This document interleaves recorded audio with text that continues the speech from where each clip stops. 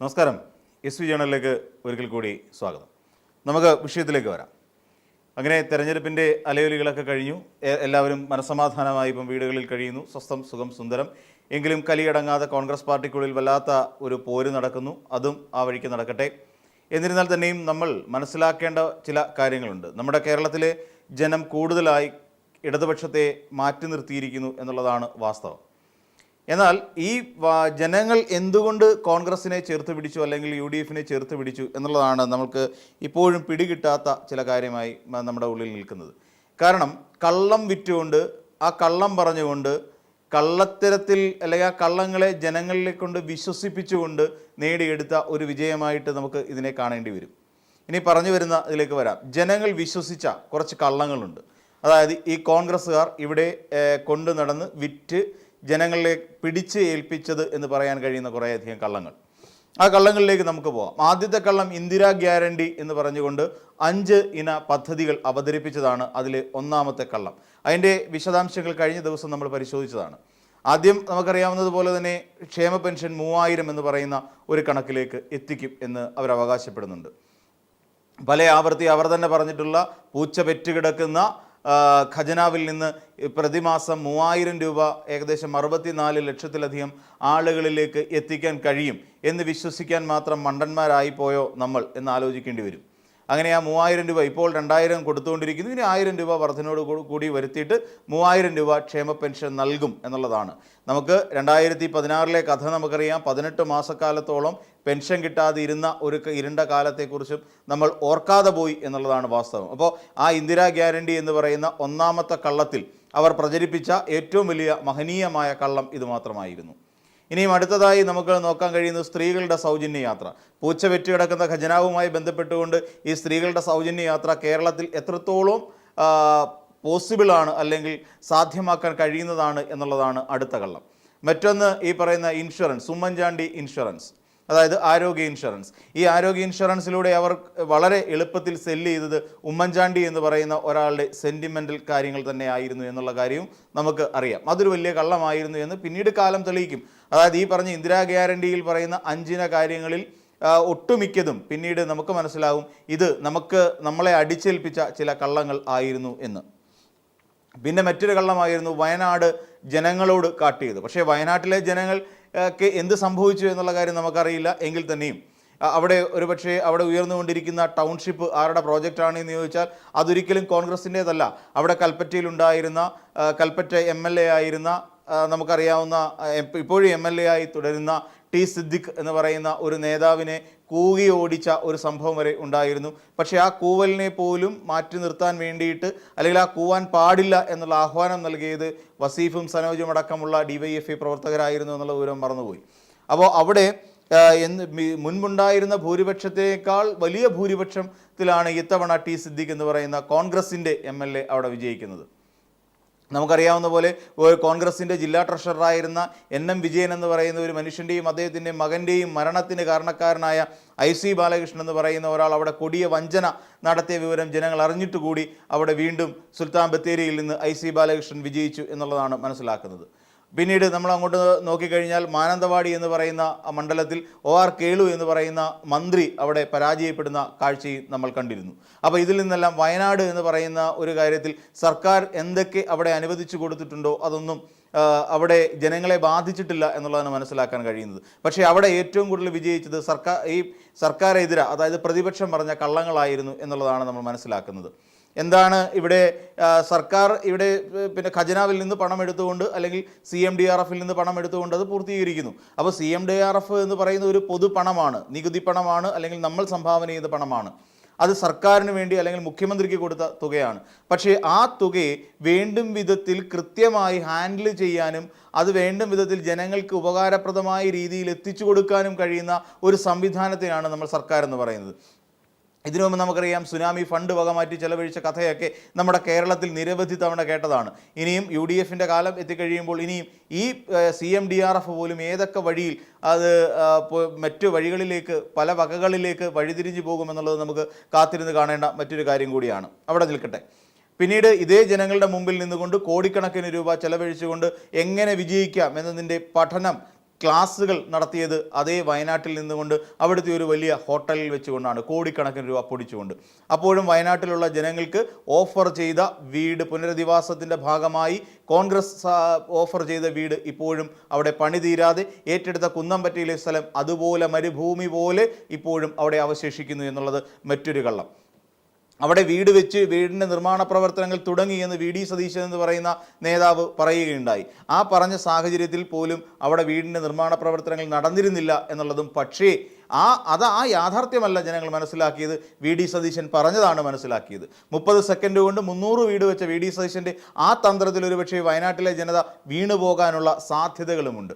അപ്പം ഇങ്ങനെയുള്ള രണ്ടാമത്തെ കള്ളം പുനരധിവാസവുമായി ബന്ധപ്പെട്ട് പറഞ്ഞു തുടങ്ങി. അതോടൊപ്പം തന്നെ പിരിച്ച കാശിൻ്റെ കണക്കുകളിൽ പോലും വ്യക്തതയില്ലായ്മ വന്നിട്ട് കൂടി ജനങ്ങൾ അവർ പറഞ്ഞ, അതായത് സണ്ണി ജോസഫ് എന്ന് പറയുന്ന KPCC അധ്യക്ഷൻ വന്നിരുന്നു കൊണ്ട് ഒരു നോട്ടീസിൻ്റെ പിന്നിൽ എഴുതി വായിച്ച ആ കണക്കുകളാണ് ജനം വിശ്വസിച്ചത്, അല്ലെങ്കിൽ ആ കള്ളമായിരുന്നു ജനം വിശ്വസിച്ചത്. യൂത്ത് കോൺഗ്രസ്സുകാർ 30 വീട് വെച്ചു കൊടുക്കുമെന്ന് പറഞ്ഞുകൊണ്ട് 1,05,00,000 രൂപ നൽകിയിട്ടുണ്ട് എന്ന് പറഞ്ഞ ആ കണക്കുകളാണ്, ആ കള്ളക്കണക്കുകളാണ് ജനം വിശ്വസിച്ചത്. അപ്പോൾ കള്ളങ്ങളിലാണ് ജനങ്ങൾ വിശ്വസിച്ചുകൊണ്ടിരിക്കുന്നതെന്ന ഉദാഹരണമായി രണ്ടാമത്തെ കള്ളവും നമുക്ക് ചൂണ്ടിക്കാണിക്കാം. പിന്നീട് മറ്റൊരു കള്ളം ഇവിടെ പറഞ്ഞു വരുത്തിയത്, ഇവിടെ കേരളത്തിൽ BJPയും CPMും തമ്മിൽ ശക്തമായ ഡീൽ നടക്കുന്നുണ്ട്. അത് 1970കളെ അനുസ്മരിപ്പിച്ചുകൊണ്ട്, അതായത് എന്തിനായിരുന്നു അന്ന് അത്തരത്തിലുള്ള ഒരു സമീപനം ഉണ്ടായത് എന്ന് ചോദിച്ചു കഴിഞ്ഞാൽ, ഇന്ദിരാഗാന്ധി ഏകപക്ഷീയമായി രാജ്യത്തിന് മുകളിൽ അടിച്ചേൽപ്പിച്ച കരിനിയമമായ അടിയന്തരാവസ്ഥയ്ക്ക് എതിരെ പ്രവർത്തിക്കാനും ആ അടിയന്തരാവസ്ഥ കാലത്ത് ചോര പുരണ്ട വസ്ത്രങ്ങളുമായി അടികൊണ്ട് പോലീസിൻ്റെ കയ്യിൽ നിന്ന് തല്ലും വാങ്ങിക്കൊണ്ട് നിയമസഭയിൽ കയറിയെന്ന് പ്രസംഗിച്ച ഒരു മുഖ്യമന്ത്രിയെ പോലും മറന്നു നിന്നുകൊണ്ടാണ്, അല്ലെങ്കിൽ ഒരു MLA ആയിരുന്ന പിണറായി വിജയനെ പോലും മറന്നു നിന്നുകൊണ്ടാണ് ജനം ആ ഡീൽ കഥ വിശ്വസിച്ചത്. എന്നാൽ അക്ഷരാർത്ഥത്തിൽ കേരളത്തിൻ്റെ പല ഭാഗങ്ങളിൽ ഇപ്പോഴും കേരളത്തിൽ ആകമാനം ഈ കഴിഞ്ഞ തെരഞ്ഞെടുപ്പിൽ പോലും 2026 ഏപ്രിൽ മാസം 9 കഴിഞ്ഞ തെരഞ്ഞെടുപ്പിൽ പോലും ആ ഒരു ഡീല് കോൺഗ്രസും BJPയും തമ്മിലായിരുന്നു എന്നുള്ള വസ്തുത മനസ്സിലാക്കാതെ ഈ പറയുന്ന കോൺഗ്രസ് പറഞ്ഞു പരത്തിയ CPM BJP ഡീൽ എന്ന് പറയുന്ന ഒരു വലിയ കള്ളം പൊതുജനം അംഗീകരിക്കുകയും വിശ്വസിക്കുകയും ചെയ്തു എന്നുള്ളതാണ് മറ്റൊരു കാര്യം. അതല്ലേ സത്യം. ഇപ്പോൾ ഈ തെരഞ്ഞെടുപ്പ് അവസാനിക്കുന്ന വേളയിൽ തലസ്ഥാനത്തെ വളരെ പ്രധാനപ്പെട്ട സുപ്രധാനമായ 3 മണ്ഡലങ്ങൾ BJPക്ക് സംഭാവന ചെയ്യുകയായിരുന്നു കോൺഗ്രസ് പാർട്ടി എന്നുള്ള കാര്യത്തിൽ യാതൊരു സംശയവുമില്ല. എന്തുകൊണ്ടാണെന്ന് ചോദിച്ചാൽ, ശബരിനാഥൻ എന്ന് പറയുന്ന ഒരു കൗൺസിലറെ അവിടെ മത്സരിപ്പിച്ച് അദ്ദേഹത്തിൻ്റെ കൗൺസിലർ സ്ഥാനം പോകാതിരിക്കുന്നതിന് വേണ്ടിയിട്ടും അവിടെ BJPയുടെ സംസ്ഥാന അധ്യക്ഷനായ രാജീവ് ചന്ദ്രശേഖരെ വിജയിപ്പിക്കുന്നതിന് വേണ്ടിയിട്ടും കോൺഗ്രസ്സുകാർ വ്യാപകമായി വോട്ട് മറിച്ചു നൽകി എന്നുള്ളത് വസ്തുതയായി ഇപ്പോഴും നമ്മുടെ കൺമുമ്പിൽ അവശേഷിക്കുന്നു. കഴക്കൂട്ടത്ത് ഒരു മിനിമം ഗ്യാരണ്ടി ഉണ്ടായിരുന്ന ഒരു സ്ഥാനാർത്ഥി പിന്നിലേക്ക് 3ാം സ്ഥാനത്തേക്ക് പോയി അവിടെ പരാജയപ്പെടുന്ന ഒരു സാഹചര്യം ഉണ്ടാക്കി. വളരെ കുറഞ്ഞ ഭൂരിപക്ഷത്തിലെങ്കിൽ പോലും വി മുരളീധരനെ അവിടെ നിന്ന് വിജയിപ്പിച്ചുകൊണ്ട് നിയമസഭയിലേക്ക് എത്തിക്കാൻ വേണ്ടിയിട്ട് കഴിഞ്ഞ ഒരു പാർട്ടിയുടെ പേര്, ആ ഒരൊറ്റ പാർട്ടിയുള്ളൂ, കിടക്കുന്നു കോൺഗ്രസ് പാർട്ടി. അതേ കോൺഗ്രസ് പാർട്ടി ഇപ്പോൾ TVKയുമായി സന്ധി ചെയ്തുകൊണ്ട് TVKയുടെ ഇതിലേക്ക് ചേക്കേറിക്കൊണ്ട് തമിഴ്നാട്ടിൽ ഭരണത്തിന് വേണ്ടി പരിശ്രമിച്ചുകൊണ്ടിരിക്കുന്നു. അപ്പോൾ ഇന്ത്യ മുന്നണി എന്ന് പറയുന്ന ഒരു മുന്നണി ബന്ധം പോലും മര്യാദയ്ക്ക് നോക്കാൻ കഴിയാതെ ഇവിടുത്തെ BJPയുടെ അല്ലെങ്കിൽ ഫാസിസ്റ്റ് നയ പരിപാടികൾക്കെതിരെ ശക്തമായ ശബ്ദമുയർത്തിക്കൊണ്ടിരുന്ന MK സ്റ്റാലിൻ എന്ന് പറയുന്ന ഒരു മുഖ്യമന്ത്രിയെ താഴെ വീഴ്ത്തുന്നതിന് വേണ്ടിയിട്ട് ആ BJPക്കാർ പിന്തുണയ്ക്കുന്ന TVKയുടെ ഒപ്പം ചേർന്ന് ഇന്ത്യ മുന്നണി എന്ന് പറയുന്നൊരു സംവിധാനത്തിനോ ആ ഒരു മുന്നണി ബന്ധത്തിനോ പോലും വില നൽകാത്ത BJPയെ അനുകൂലിക്കുന്ന ആ ഒരു സമീപനത്തിന് കൂടി ഇപ്പോൾ രാഷ്ട്രീയം സാക്ഷ്യം വഹിക്കുന്നു, ദേശീയ രാഷ്ട്രീയം സാക്ഷ്യം വഹിക്കുന്നു. അപ്പോൾ ഇവിടെ നമ്മൾ പരിശോധിക്കുമ്പോഴും BJPയുമായി സന്ധി ചെയ്യാൻ യാതൊരു മടിയുമില്ല. എന്നിരുന്നാൽ കൂടി നമുക്കറിയാം, കേരളത്തിൽ പലയിടങ്ങളിലും പ്രമുഖരായ പല BJP നേതാക്കന്മാരെയും പരാജയപ്പെടുത്താൻ വേണ്ടിയിട്ടുള്ള കരുനീക്കങ്ങളും ഈ അണിയറയിൽ നടന്നിരുന്നു. 20-ലധികം വരുന്ന ഘടകകക്ഷികളെ സുപ്രധാനമായ പല മണ്ഡലങ്ങളിലും BJP വെറുതെ മത്സരിക്കാൻ വേണ്ടി മാത്രമായി ഇറക്കി നിർത്തി. അഖിൽമാരെയും അഞ്ജലി നായരെയും പോലുള്ള ആളുകളെ കൊണ്ടുവന്ന് ഇവിടെ മത്സര രംഗത്തേക്ക് ഇറക്കിക്കഴിഞ്ഞാൽ എങ്ങനെയാണ് കേരളത്തിൽ സീറ്റ് പിടിക്കാൻ BJP കൊണ്ട് സാധിക്കുക? ഇതൊരു തന്ത്രമായിരുന്നു എന്നുള്ള വിവരം നമ്മൾ നേരത്തെ പറഞ്ഞു. അപ്പോൾ വളരെ കൃത്യമായി, അല്ലെങ്കിൽ വി ഡി സതീശൻ എന്തുകൊണ്ടാണ് ഇത്ര കൃത്യമായ കണക്കുകൾ പറഞ്ഞത്? 100 സീറ്റ്, 12 അല്ലെങ്കിൽ 1 ഡസനോളം വരുന്ന മന്ത്രിമാരുടെ പരാജയം, 5 ജില്ലകളിലെ ക്ലീൻ സ്വീപ്പ്, ഇത്രയും കാര്യങ്ങൾ എങ്ങനെ വി ഡി സതീശന് ഇത്ര കൃത്യമായി പറയാൻ കഴിഞ്ഞു? പിന്നീട് ലക്ഷക്കണക്കിന് രൂപ മുടക്കിക്കൊണ്ട് ഇവിടെ എങ്ങനെയാണ് മംഗലൂരുവിലുള്ള ഒരു JDSൻ്റെ നേതാവിനെ മീറ്റ് ചെയ്യാൻ കഴിഞ്ഞത്? അപ്പോൾ ഈ കൂടിക്കാഴ്ചയ്ക്ക് പിന്നിൽ എന്തായിരുന്നു വസ്തുത? ഇതിൻ്റെ കൂടിക്കാഴ്ച വലിയ ചർച്ചകളിലേക്കൊന്നും കാര്യങ്ങളിലേക്കൊന്നും പോയില്ല. എന്തുകൊണ്ടാണെന്ന് ചോദിച്ചു കഴിഞ്ഞാൽ സന്ദർശിച്ചിരിക്കുന്ന വി.ഡി. സതീശൻ എന്ന് പറയുന്ന കോൺഗ്രസ് നേതാവും ആ കണ്ടിരിക്കുന്ന NDAയുടെ ഘടകകക്ഷിയായ JDSലെ ഒരു നേതാവിനെയുമാണ്. അതുകൊണ്ട് തന്നെ ഇതൊരു വലിയ രാഷ്ട്രീയ ചർച്ചയിലേക്കൊന്നും കൊണ്ടെത്തിക്കാൻ നമ്മുടെ നാട്ടിലെ മാധ്യമങ്ങൾക്കും കഴിഞ്ഞില്ല. അതുകൊണ്ട് യഥാർത്ഥ ഡീൽ അവിടെ നടക്കുന്ന സാഹചര്യത്തിൽ BJPയും CPMും തമ്മിൽ ഡീലുണ്ട് എന്ന ഒരു വലിയ കള്ളം പ്രചരിപ്പിച്ചുകൊണ്ട് ജനങ്ങളെ വഞ്ചിക്കുകയായിരുന്നു കോൺഗ്രസ് പാർട്ടി പിന്നീട് ചെയ്തത്. ഇനി നമ്മൾ നോക്കിക്കഴിഞ്ഞാൽ അടുത്ത ആശാവർക്കർമാർക്ക് 21,000 രൂപ ഓണറേറിയം ഏർപ്പെടുത്തും എന്ന് പറയുന്ന ഒരു വലിയ കള്ളം കൂടി ഇവിടെ പറഞ്ഞിട്ടുണ്ട്. ഈ കള്ളം എങ്ങനെയാണ് നടപ്പിലാക്കാൻ ശ്രമിക്കുക എന്നുള്ളതിനെക്കുറിച്ച് ഇതുവരെ കോൺഗ്രസ് വ്യക്തമായ ഒരു പ്ലാൻ പറഞ്ഞിട്ടില്ല. പിന്നീട് പറഞ്ഞ മറ്റൊരു കള്ളമാണ് CPM ഇവിടെ വർഗീയത പ്രചരിപ്പിക്കുന്നു എന്ന് പറയുന്നത്. CPM എവിടെയാണ് വർഗീയത പ്രചരിപ്പിച്ചത്? CPM ആയിരുന്നു അക്ഷരാർത്ഥത്തിൽ വർഗീയത പ്രചരിപ്പിച്ചത്. ന്യൂനപക്ഷ വോട്ടുകൾ ഏകീകരിക്കപ്പെടുന്നതിന് വേണ്ടിയിട്ട് ഇവിടെ വർഗീയത പ്രസംഗിച്ചുകൊണ്ട് കടന്നത് UDF ആണ് എന്നുള്ള വിവരം നമുക്കെല്ലാവർക്കും അറിയാം, കോൺഗ്രസിനും അറിയാം. അതോടൊപ്പം തന്നെ V.D. സതീശന് വളരെ നന്നായി അറിയാം. നമുക്കറിയാവുന്നതുപോലെ സമസ്തയുടെ കേരള യാത്രയിൽ കയറി ചെയ്യുന്നതുകൊണ്ട് വളരെ വ്യക്തമായ രീതിയിൽ രാഷ്ട്രീയത്തിന് അപ്പുറത്തേക്ക് അല്ലെങ്കിൽ മതസൗഹാർദ്ദത്തിനപ്പുറത്തേക്ക് ഒരു വർഗീയതയുടെ ബഹിർസ്ഫുരണങ്ങൾ ആദ്യമായി കൊണ്ടുവന്നിട്ടത് ആരാണ്? V.D. സതീശൻ അല്ലേ? അതുകൊണ്ടല്ലേ കാന്തപുരം അബൂബക്കർ മുസ്ലിയാറിന് ധൈര്യമായി കയറി എന്ന് പറയേണ്ടി വന്നത്? നിങ്ങൾക്ക് വർഗീയത പറയാനുള്ള വേദിയല്ല ഇത് എന്ന് അവരെ ശക്തമായ ഭാഷയിൽ താക്കീത് ചെയ്യേണ്ട ഗതികേടുണ്ടായത്. എന്തുകൊണ്ടാണ് നമ്മളിതെല്ലാം മറന്നുപോയത്? അല്ലെങ്കിൽ ഈ പറയുന്ന V.D. സതീശൻ പറഞ്ഞ വർഗീയത പ്രചരിപ്പിച്ച് CPM ആണ് എന്ന് പറയുന്ന ഈ ന്യൂനപക്ഷങ്ങളെ ഇവിടെ എതിർത്തുകൊണ്ടിരിക്കുന്ന BJPയുമായി സംഘപരിവാറുമായി ഡീലുണ്ടാക്കിയ CPM എന്നൊരു പാർട്ടിയാണ് എന്ന് ഈ കള്ളം പ്രചരിപ്പിച്ചപ്പോൾ നമ്മൾ എന്തുകൊണ്ട് മിണ്ടാതിരുന്നു? അല്ലേ? ഇതൊരു വലിയ കള്ളമായിരുന്നില്ലേ അക്ഷരാർത്ഥത്തിൽ? ഇവിടെ ജമാഅത്തെ ഇസ്ലാമിയുമായി കൂട്ടുകെട്ടുണ്ടാക്കിയത് ആരായിരുന്നു? ആ രീതിയിൽ വർഗീയത കേരളത്തിൽ മുഴുവൻ പറഞ്ഞുകൊണ്ട് നടന്നത് ആരായിരുന്നു? നമുക്കറിയാം, അത് കോൺഗ്രസ് പാർട്ടി ആയിരുന്നു. എന്നിട്ടും നമ്മൾ V.D. സതീശൻ പറഞ്ഞ ആ കള്ളം വിശ്വസിക്കുകയായിരുന്നു. ഇവിടെ ആരാണ് വർഗീയത പ്രസംഗിച്ചത്? പിണറായി വിജയൻ വർഗീയത പ്രസംഗിച്ചോ? MV ഗോവിന്ദൻ മാഷ് വർഗീയത പറഞ്ഞിട്ടുണ്ടോ? അല്ലെങ്കിൽ M സ്വരാജ് വർഗീയത പറഞ്ഞിട്ടുണ്ടോ? ഷംസീർ വർഗീയത പ്രസംഗിച്ചിട്ടുണ്ടോ?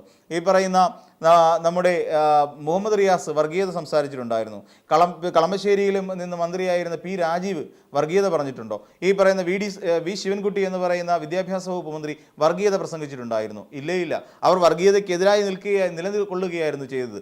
ഭാരതാംബയുടെ ചിത്രം വെച്ചുകൊണ്ട് കോളേജുകളിലും സ്കൂളുകളിലും പബ്ലിക് ഫംഗ്ഷനുകളിലും രാജേന്ദ്ര വിശ്വനാഥ് ആർലേക്കർ എന്ന് പറയുന്ന ഗവർണർ കയറി ഇറങ്ങിയപ്പോൾ അതിനെ എതിർക്കുകയായിരുന്നു വി ശിവൻകുട്ടിയും P. പ്രസാദും അടക്കമുള്ള മന്ത്രിമാർ. അതിനെ മൊത്തത്തിൽ എതിർക്കുകയായിരുന്നു SFIയുടെ ഒരു വിദ്യാർത്ഥി സമൂഹം മുഴുവനായി. എന്നാൽ ആ SFIക്കാർ കുട്ടികളെ ഗുണ്ടകൾ എന്ന് വിളിച്ചത് ആരായിരുന്നു? V.D. സതീശനായിരുന്നില്ലേ? ഇവിടെ വീർ സവർക്കറുടെ ഗോൾവർക്കറുടെ ചിത്രത്തിന് മുന്നിൽ കുനിഞ്ഞു കുമ്പിട്ട് നിന്നുകൊണ്ട് വിളക്ക് തെളിയിച്ചത് ആരായിരുന്നു? അത് V.D. സതീശൻ തന്നെ ആയിരുന്നില്ലേ? ഈ വസ്തുതകളെല്ലാം മറന്നു വെച്ചുകൊണ്ട് ഇവിടെ CPMകാർ വർഗീയത പച്ചയ്ക്ക് പ്രചരിപ്പിക്കുന്നു എന്ന് പറയുന്ന, ന്യൂനപക്ഷങ്ങളെ പാടെ അവഗണിക്കുന്നു എന്ന് പറയുന്ന ആ ഒരു വലിയ കള്ളത്തെ വിശ്വസിക്കുകയായിരുന്നില്ലേ ഇവിടെ മലയാളികൾ ചെയ്തത്? അങ്ങനെയല്ലേ സത്യത്തിൽ ഈ കള്ളങ്ങളെല്ലാം വിശ്വസിച്ചുകൊണ്ട് ഇടതുപക്ഷത്തിന് ഒരു വിരുദ്ധമായ ഒരു തരംഗം ഇവിടെ ഉണ്ടാക്കിയെടുത്തത്? അപ്പോൾ നമുക്കറിയാം, കള്ളത്തിൻ്റെ മുകളിൽ കോട്ട കെട്ടിക്കൊണ്ട് അല്ലെങ്കിൽ കള്ളങ്ങൾ കൊണ്ട് കോട്ട കെട്ടിക്കൊണ്ട് ഈ കേരളത്തിലെ ജനങ്ങളെ മുഴുവൻ പമ്പര വിഡ്ഢികളാക്കുകയായിരുന്നു അക്ഷരാർത്ഥത്തിൽ ഈ പറയുന്ന UDF അല്ലെങ്കിൽ കോൺഗ്രസ് നേതൃത്വം ചെയ്തുകൊണ്ടിരുന്നത്. അതെല്ലാം പാടെ അമ്പേ വിശ്വസിച്ചുകൊണ്ട് നമ്മളെല്ലാവരും ഈ പറയുന്ന കേരളത്തിലെ ഒട്ടുമിക്ക ജനങ്ങളും വോട്ട് രേഖപ്പെടുത്തുകയും ചെയ്തു. അങ്ങനെ 10 വർഷം ഇവിടെ പലതിനെയും ചിലർ എഴുതിയിരിക്കുന്ന കണ്ടു. സഖാവേ, നിങ്ങൾക്ക് വളരെ നന്ദി, ഒരു കെട്ടകാലത്തിന് ഒപ്പം ഞങ്ങളെ നേരെ നിന്ന് നയിച്ചതിന്, അതിൻ്റെ കഷ്ടകാലങ്ങളിൽ നിന്നെല്ലാം ഞങ്ങളെ അകറ്റി നിർത്തിയതിന്, ഞങ്ങളുടെ മുന്നിൽ ഒരു പടനായകനെ പോലെ നിന്ന് പട നയിച്ചതിന്, ഇതിനെല്ലാം പലരും നന്ദി രേഖപ്പെടുത്തുമ്പോൾ നമ്മളൊന്ന് തിരിഞ്ഞു നോക്കേണ്ടതായിരുന്നു കഴിഞ്ഞുപോയ ഒരു ഭൂതകാലത്തെ. ആ ഭൂതകാലത്തിൻ്റെ ആ ഒരു അവസ്ഥകളിലേക്ക് നമ്മൾ എന്തുകൊണ്ടാണ് തിരിഞ്ഞൊന്ന് ചിന്തിക്കാതിരുന്നത്? അവിടെ നമ്മളെ മറ്റൊരു അല്ലെങ്കിൽ UDF എന്ന് പറയുന്ന ഒട്ടും സംഘടനാ സംവിധാനമില്ലാത്ത മന്ത്രിമാർ പരസ്പരം പോരടിച്ചുകൊണ്ടിരിക്കുന്ന ആ ഒരു മന്ത്രിസഭയ്ക്കാകുമായിരുന്നോ നമ്മളെ ഒന്ന് രക്ഷിച്ച് ചേർത്ത് പിടിച്ച് നിർത്തുവാൻ? നമ്മളെ എല്ലാവരെയും കോവിഡ് ഒന്നോടെ എടുത്തുകൊണ്ട് പോയില്ലായിരുന്നു. പ്രളയം വന്ന് സർവ്വതും നമ്മളെ മുച്ചൂടും നശിച്ചു പോയില്ലായിരുന്നു. ഉരുൾപൊട്ടൽ വന്ന് നശിച്ചു പോയവരുടെ മുന്നിൽ വീട് എന്ന് പറയുന്ന ഒരു കിട്ടാക്കനിയായി ഇന്നും അവശേഷിക്കുന്ന ഒരു സാഹചര്യം ഉണ്ടായേനെ. എന്നിട്ട് പോലും നമ്മൾ അതെല്ലാം മറന്നുകൊണ്ട് ഈ കള്ളങ്ങൾ മാത്രം വിശ്വസിച്ചു. അതെ, കള്ളത്തിൻ്റെ മുകളിൽ വെച്ച് കെട്ടിയെടുത്ത അല്ലെങ്കിൽ കെട്ടിപ്പൊക്കിയെടുത്ത ഒരു വലിയ സാമ്രാജ്യത്തിലാണ്, ആ സാമ്രാജ്യത്തെയാണ് നമ്മൾ ഇപ്പോൾ കണ്ടുകൊണ്ടിരിക്കുന്നത്. അപ്പോൾ മറ്റൊരു വീഡിയോയുമായി നമുക്ക് വീണ്ടും കാണാം.